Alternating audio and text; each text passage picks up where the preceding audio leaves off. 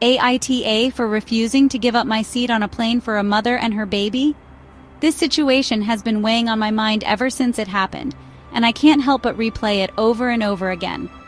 So I, 26F, recently went on a long-haul flight for work. It was one of those flights that you know will be exhausting, and I was mentally preparing myself for the long hours ahead. Because it was a business trip, my company covered my ticket, and I was lucky enough to get a window seat, which I specifically chose because I get motion sickness. I always make sure to book a window seat whenever I fly because it helps me manage my symptoms better. Right before takeoff, a flight attendant approached me and asked if I would be willing to swap seats with a woman, maybe late 30s, who was traveling with an infant. I could see the mother a few rows back, looking quite stressed and tired. She was seated in the middle, further back in the plane. I know how uncomfortable those middle seats can be, especially on a long flight. The attendant explained that the mother really needed a window seat so she could lean against the side while holding her baby.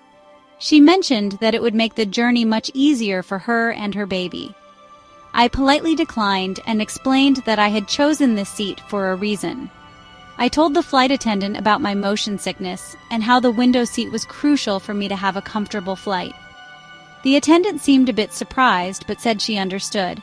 She nodded and walked back to the mother to relay my response. However, the mother then leaned over from a few rows back and said, "Please, I'm traveling alone and this would make things so much easier for me."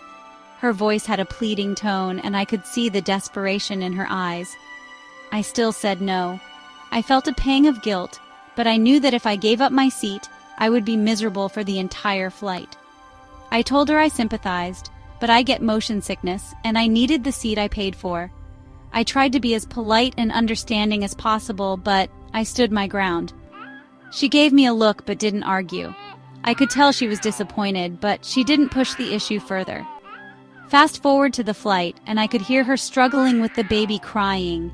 The baby was clearly uncomfortable, and the mother was doing her best to soothe it.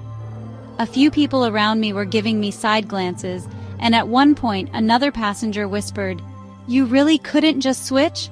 I felt a wave of embarrassment and doubt wash over me. I'm now wondering, should I have just given up my seat? Was I being selfish for prioritizing my own comfort over the needs of a mother and her baby? AITA? This question has been haunting me, and I can't seem to find a clear answer. What would you have done in my situation?